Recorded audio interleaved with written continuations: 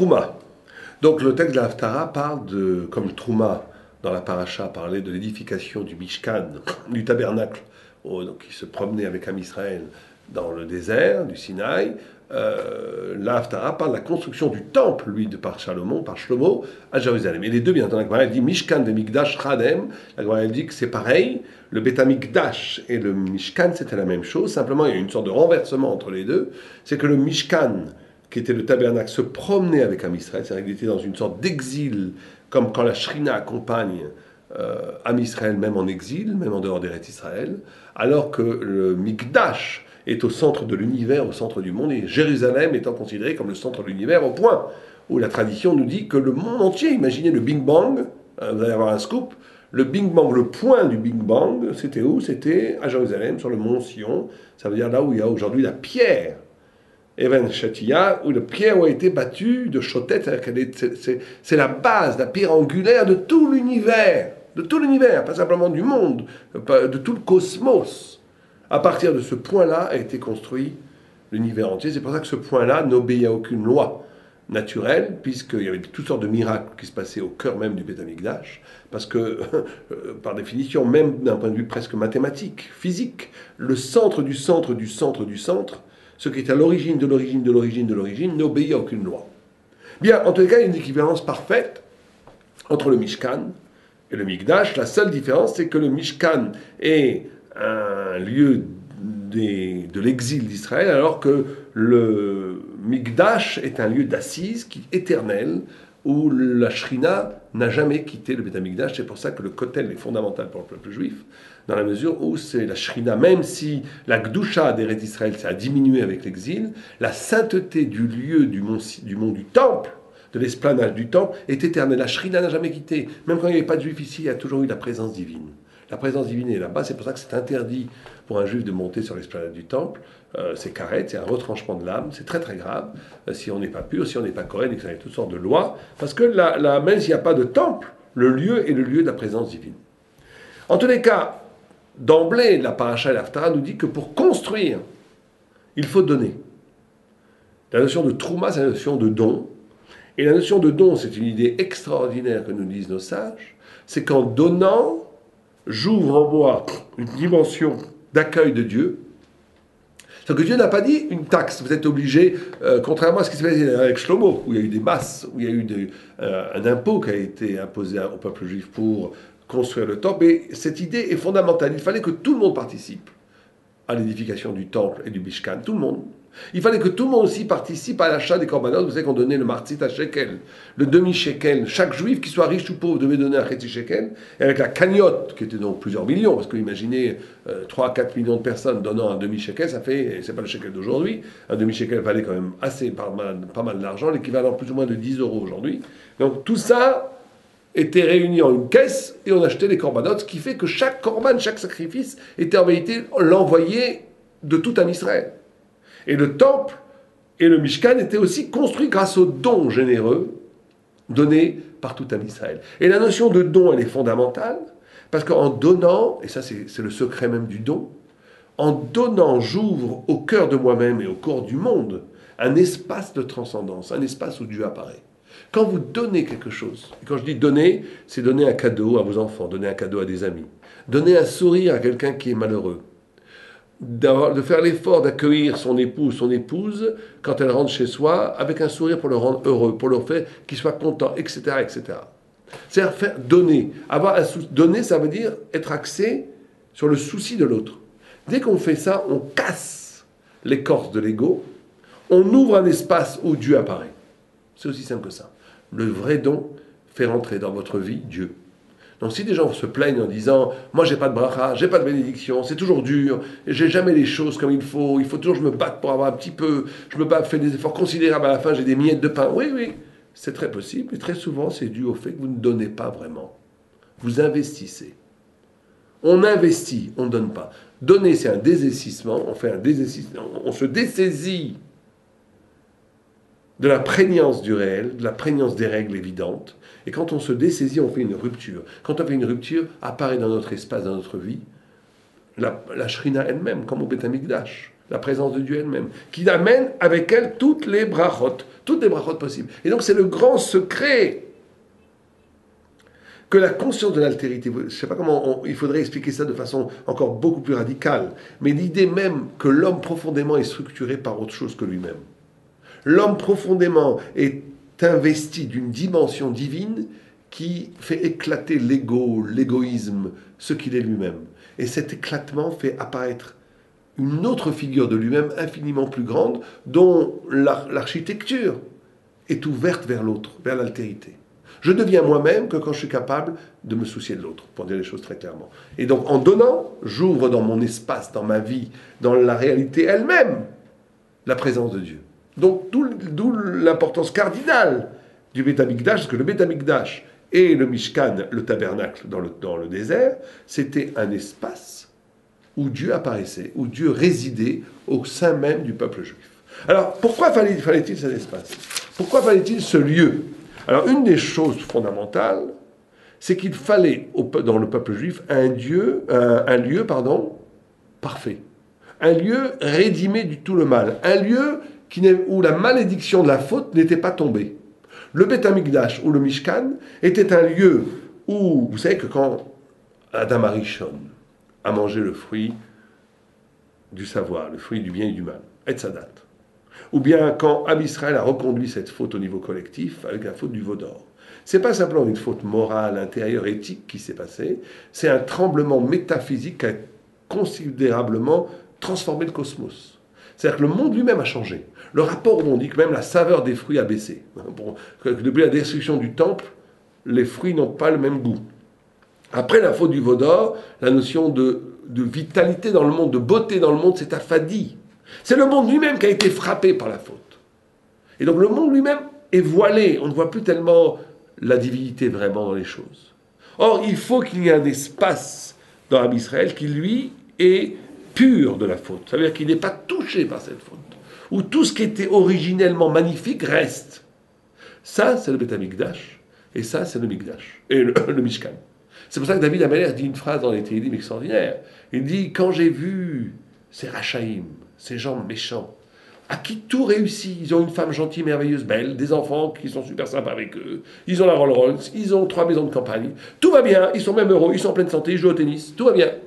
Et tu vois l'autre, le pauvre religieux qui essaie d'être un tzaddik, tout va mal, sa femme lui fait la tête, ses enfants ne veulent plus lui parler, il n'a pas d'argent, tout va mal. Il dit, quand David Ameller il voit ça, il dit, j'ai failli tomber, il n'y a pas de justice.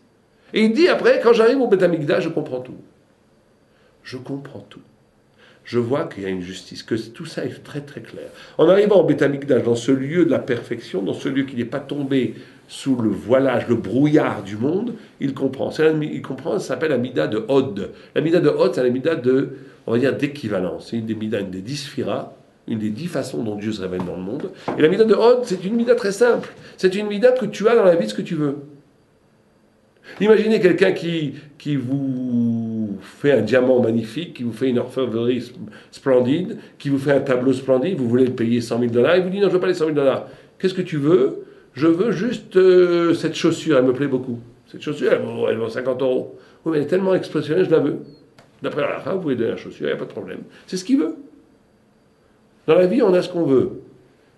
Vous voulez la Rolls, vous voulez 3 maisons de campagne, vous voulez jouer au tennis en pleine santé, vous allez avoir ça pendant 50, 70 ans. Mais à côté, vous allez perdre des milliards d'années de bonheur. Il y a des gens qui savent, non, je ne vais pas prendre ces salaires de pacotille. Je vais investir dans ce qui est éternel. La vérité, la Torah. Ah, en ce moment, c'est un peu dur, mais c'est ça. Donc c'est ça la vie d'Hod. À la fin, il y a une justice absolue. Ce que tu vas recevoir, si tu dois le recevoir très bien, mais si tu peux très bien te faire payer avec la monnaie de singe. Ah, ici, ça a l'air génial. Demandez à un singe, donnez-lui du cacahuète, il est content. Donnez-lui un livre, il s'en fiche. Alors le livre a 1000 fois plus de valeur que des cacahuètes. On peut être un singe, vouloir être payé en cacahuètes et ne pas vouloir ouvrir le livre. C'est très simple. C'est la Mida de Hod. Or, cette Mida de Hod, cette Mida d'équivalence, de Mida Keneged Mida, radicale dans la vie, j'avais un arabe qui s'appelle Rab Zimmerman, qui disait la Mida de mesure pour mesure, c'est celle qu'on voit le plus dans le monde. C'est une mesure implacable. Chacun reçoit exactement dans la vie ce qu'il a investi. C'est comme ça. Et bien cette Mida-là, elle est repérable, elle est évidente, elle est claire quand on est au Beth Amikdash. Parce que c'est un espace rédimé, complètement lavé, purifié de tout l'impact des fautes, l'impact que la faute a commise dans le monde, qui a brouillé les cartes. La faute de Adam Rishon, la faute du veau d'or, la faute que nous faisons tous, reconduit une confusion totale dans le monde. Le bien devient le mal devient le bien. Chez les goïms, il y a cette fameuse phrase terrible, pourquoi pas hein. Tout est possible, pourquoi pas. Toi, t'es comme ça, l'autre, il est comme ça. Bientôt, on va tuer des enfants, on va dire pourquoi pas. Pourquoi pas, c'est ce qu'il aime tuer les enfants, pourquoi pas. Tout va bientôt, ça nous scandalise maintenant, mais on aurait dit il y a un siècle des choses qu'aujourd'hui sont tout à fait normales. On aurait dit, c'est scandaleux. Mais aujourd'hui, on vous dit pourquoi pas, et vous dites oui, pourquoi pas. Bon, c'est comme ça, c'est la confusion, c'est le brouillard. Quand on arrive au Beth Amikdash, il n'y a plus de pourquoi pas, mon ami. Il n'y a plus de pourquoi pas. Il n'y a plus que la vérité. Pourquoi pas? Ben voilà, pourquoi pas. 1, 2, 3, 4, c'est clair. C'est le lieu de la clarté. C'est le lieu de la clarté. Or, ce Beth Amikdash et ce Mishkan, qui ont existé dans le réel, bien entendu, on doit le reconduire à l'intérieur de nous. C'est qu'à l'intérieur de nous, chacun doit avoir un espace où c'est clair. Un espace de Emouna, un espace de foi, un espace coupé du monde qui, lui, où toutes les choses sont claires. C'est très important, au niveau, tous les jours, de prendre 5 minutes et de réfléchir à cet espace. De reconstruire, c'est très important. Il y a des gens qui ont fait tchouva, ou des gens qui sont religieux, qui ont déjà acquis une certaine connaissance de la vérité, mais après ils gardent ça, mais ça vieillit, ça se rouille. Ça se rouille. Au bout de 10 ans, ils sont toujours en train, ils se relient. Au début, c'était clair. Quand on fait tchouva, au début, tout est clair, tout est magnifique. On est dans le Beth Amikdash, on est dans le Mishkan, tout est clair. Mais après, cette clarté, elle s'assombrit. La vie rattrape le dessus, la vie se venge. Et bon, alors ça reste, mais ça se représente, et c'est sombre, oui, plus ou moins, je sais. Il faut tout le temps réanimer, illuminer cet espace. Il y a un espace intérieur qui est l'espace clair, de clairvoyance de la vérité, qui doit être un peu en retrait, mais qui doit être réanimé, revisionné, repensé tous les jours. Il faut qu'il y ait en chacun de nous un espace qui s'appelle le Mikdash et le Mishkan, où la vérité est imprescriptible, où elle est là, où la vérité est indicible, mais elle est là, on sait qu'elle est là, elle est inexpugnable, elle est vraie, elle est dans sa clarté lumineuse. Et cette clarté-là, elle va pouvoir illuminer le monde, elle va pouvoir me donner une confiance et une force dans mon travail, dans mon rapport avec tout le monde. C'est fondamental. Maintenant, quand on parle de ce lieu rédimé, de ce lieu parfait, de ce lieu qui n'a pas été touché par le mal, ça ne peut pas non plus être un lieu, ça ne peut pas être un couvent. Ça ne peut pas être un lieu du retrait total du monde qui n'a aucun rapport avec le monde. C'est pour ça que le Beth Amikdash était un microcosme. Ça veut dire quoi un microcosme? Un petit monde, un petit univers reconstitué. Il y avait la mer de Chomo qui reprenait tous les océans, il y avait les montagnes, il y avait tout le végétal. Pour ça qu'on amenait comme sacrifice du minéral, avec de l'eau, du vin, du végétal, avec les mintras, de l'animal, avec les sacrifices, de l'humain, avec le chant des Lévim, et même de l'éclat divin par la pensée de Pigoul. Il fallait qu'il y ait des bonnes pensées des Kohanim. C'est-à-dire, tous les niveaux de l'être étaient représentés au Beth Amikdash. C'était le monde reconstitué de façon poético-spirituelle, où il n'y avait pas un élément du Beth Amikdash qui ne symbolisait pas le monde. Mais ce n'était pas une symbole. Il faut bien comprendre, il faut faire très attention au mot symbolique. C'était symbolique, puisque ça représentait la montagne, ça représentait la mer, ça représentait l'esprit, ça représentait le cœur. Le Beth Amikdash avait les représentations de la totalité de l'univers et de la totalité de l'homme. C'est vrai. Mais quand on dit symbolique, il faut faire très attention. Chez les Goïms, ça veut dire symbolique, ça n'existe que dans la tête des gens. Ça n'existe pas en réel. Or, dans le temple, cette symbolisation avait un affect spirituel, un impact spirituel et matériel dans le monde entier, où il y avait un double mouvement. Double mouvement. Il y a un mouvement de haut en bas et un mouvement de bas en haut. Le mouvement de haut en bas, c'est que vous savez que dans le monde, la Kabbalah en parle énormément, il y a le monde en haut, qui est exactement comme le monde d'en bas. Mais le monde en haut, il est parfait. Et le monde en haut essaie de donner sa bénédiction, sa bracha, son shefa, son influence, son abondance dans le monde d'en bas. Il essaie de se poser, de se coller avec le monde en haut. Vous avez chacun d'entre nous, vous avez un Michael ici, sur terre, il a un ange en haut qui s'appelle Michael, qui est lui qui est de façon parfaite. Vous avez une montagne ici, vous avez une montagne en haut. Vous avez un Beth Amikdash en bas, vous avez un Beth Amikdash en haut. Vous avez une mer en bas, vous avez une mer en haut. Vous avez tout, vous avez le même monde ici-bas en haut. Ce monde d'en haut, qui est abstrait, qui est spirituel, qui n'est pas de la matière, qui est complètement spirituel, essaie de poser sa lumière dans le monde d'en bas, de coller. C'est ça le tikkun, c'est ça le chibour, c'est ça l'unité, c'est ça le but même de tout le travail des mitzvot et des kavanot. C'est d'unir le monde d'en haut du monde en bas, d'en faire qu'un. Ça sera le temps messianique, ça sera ça, ça sera cette unité-là. Or, l'égoïsme, la petitesse, la mesquinerie de l'homme fait un rempart entre le monde d'en haut et le monde d'en bas. Il y a un rempart, ça ne passe pas. Et après la mort, les larmes que j'espère qu'on ne va pas nous verser, mais qu'on pourrait oui verser, ça serait de voir cette dissemblance, cette cassure entre le visage que j'aurais dû avoir et ce que je suis vraiment. Il y a le visage blanc magnifique, ce que je suis vraiment, c'est moi ce que je suis en haut, et qu'après j'arrive avec la grimace sombre des fautes. Aïe, aïe, aïe. Là on sent que... Et là il y a des larmes énormes. On dit que là, le rachat pleure. Parce qu'il dit, voilà ce que je suis, c'est ça que j'aurais dû être. Qu'est-ce que je suis? Il y a un tel décalage, c'est une souffrance éternelle. C'est ça le Guéhinnom. Une souffrance du non-être, du néant. D'être passé à côté de cette hauteur. Mais c'est aussi vrai pour toute la création. Le monde est parfait en haut, le monde est imparfait en bas, et la perfection essaie de se coller à l'imperfection pour en faire une perfection. C'est ça l'union des mondes en haut et d'un monde en bas, dont parlent les kabbalistes. Et le temple est ce lieu-là. C'est pour ça que le temple, c'est le lieu de la bracha. Vous savez, bracha, c'est des multiples de 2. Bet de bracha, c'est 2. Resh, c'est 200. Chaf, c'est 20. C'est que du 2. 2, 2, 2, 2. Pourquoi 2? Parce que c'est le dédoublement. La bracha, c'est quand ce qui est en bas ici est capable de capter son double. Ce shefa qui vient d'en haut. C'est ça la bracha, c'est si simple que ça. Et la klala, non, allez-nous, c'est quand je ne suis pas capable de lier ma vie, c'est de fermer l'égoïsme, la bassesse, la peur, qui fait que je coupe ma vie de sa dimension de grandeur qui vient d'en haut. Donc c'est klala, ça va pourrir. Ça a besoin, ce flux divin, c'est ce qui donne la vie intérieure de la chose. Si on la coupe de ça, ça va pourrir, ça va être une klala, une malédiction, pas une malédiction, pas une bénédiction. Et donc, ça c'est le mouvement de haut en bas. Le temple, toutes les bénédictions du monde passaient par le temple et après se dispatchaient dans tout l'univers.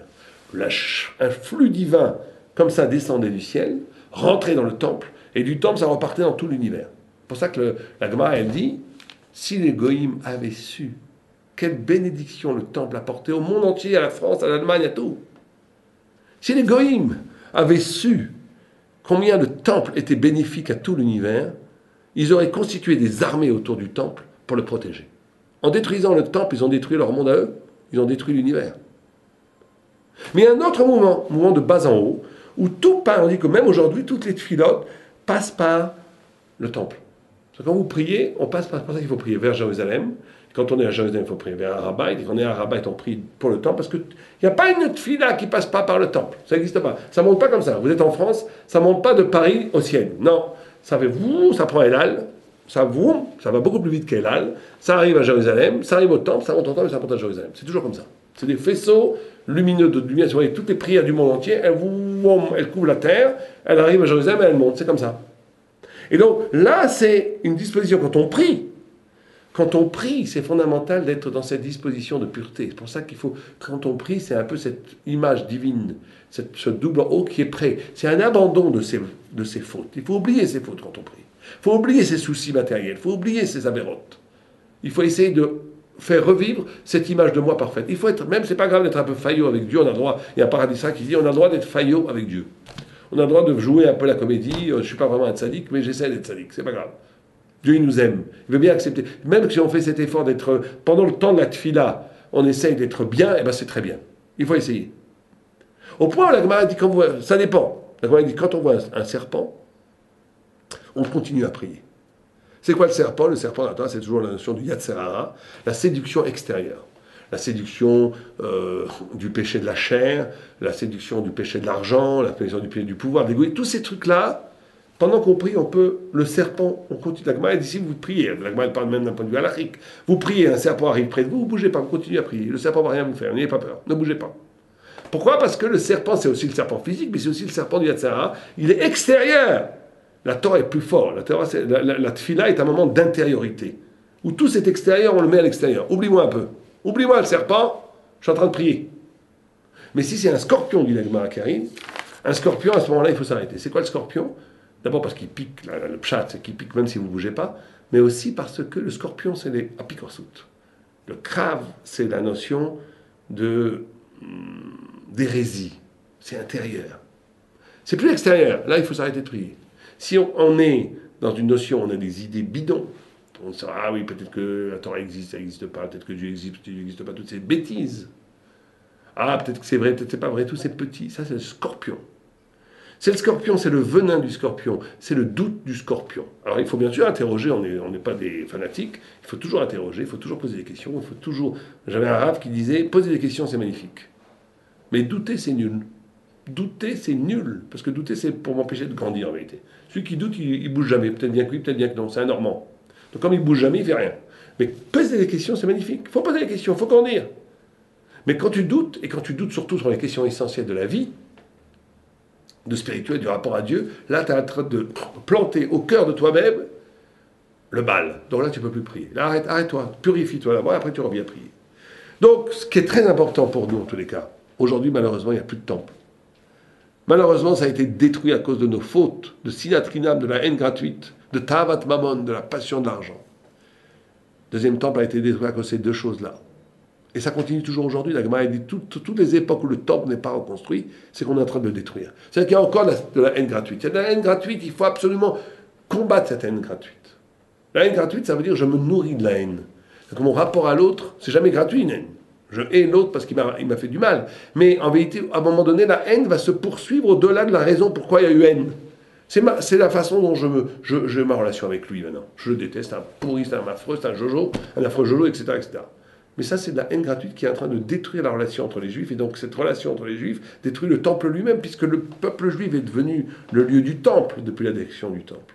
Et si on veut que le vrai temple soit reconstruit, il faut réparer la haine gratuite par l'amour gratuit, par la notion de chesed. Et on le fait de façon pratique aujourd'hui, essentiellement avec Achnas HaTorchim. La table remplace le misbéach, remplace l'autel sur lequel étaient sacrifiés les corbanotes, les sacrifices. Et donc, il faut inviter des gens chez soi Shabbat. Et même en semaine. Il faut faire la notion du chesed, la notion de l'amour gratuit. Il faut être heureux de faire partager un moment de bonheur. Ça, bon, Hachem, les gens le font, il faut le faire de plus en plus. C'est très important. On ne se rend pas compte de l'importance de la mitzvah d'inviter des hôtes, des invités Shabbat, et de partager ensemble un repas, de leur donner, bien entendu aux gens nécessiteux, mais même à des amis, de leur donner du plaisir, qu'à l'intérieur de ce plaisir, on célèbre Hachem par des chants de Shabbat et par des Dvar Torah. C'est très important. Si c'est pour se réunir, pour dire du Lachon Hara, pour dire des choses, parler business pendant Shabbat, parler de bêtises, parler de mal des gens, autant ne pas faire la mitzvah. La Avera est plus grave que la mitzvah, on y perd. On invite des gens pour célébrer ensemble un moment extraordinaire de partage, de plaisir, de nourriture, c'est magnifique. Et avec ça, on chante la gloire d'Hachem par les Zvirot de Shabbat, et on parle de Divrei Torah. Ça, c'est la première chose. Deuxième chose, comment on reconduit le temple, c'est par le Shalom Bayit. Il faut faire la paix. Il faut faire la paix dans les ménages. La paix entre les hommes et les femmes, la paix entre les parents et les enfants. S'il y a des problèmes, il ne faut pas avoir peur, il faut aller voir des gens, il y a des rabbinim qui s'occupent de ça, il y a des spécialistes qui s'occupent de ça. Mais s'il n'y a pas de paix dans la maison, il n'y aura pas de paix en Israël. La pierre angulaire de Am Israël, c'est la famille. Et c'est très important qu'avant tout, il y ait la paix, et la paix aussi bien entre la femme et l'homme qu'avec les enfants. C'est fondamental. Et la dernière chose, c'est qu'il faut, on a dit, cet espace privé. C'est très important que les gens aient un espace privé. Un espace privé qui, lui, est lavé du monde extérieur. Le juif est celui qui, c'est pour ça, c'est ça la mezouza, celui qui est capable de faire un espace intérieur, un espace privé tellement fort qu'à partir de cet espace privé, il illumine le monde. Et aujourd'hui, malheureusement, c'est exactement le contraire qui se passe. C'est l'espace public qui envahit l'espace privé. La télé, catastrophe. Pourquoi? Parce que pas tellement à cause des bêtises qu'il y a à la télé. Parce que bon, la télé, c'est tellement idiot, mais c'est même pas tellement ça. C'est qu'on a cassé l'espace privé. On est envahi par le discours social au cœur même du salon. C'est-à-dire qu'on est ou dans la chambre à coucher, certains la télé dans la chambre à coucher.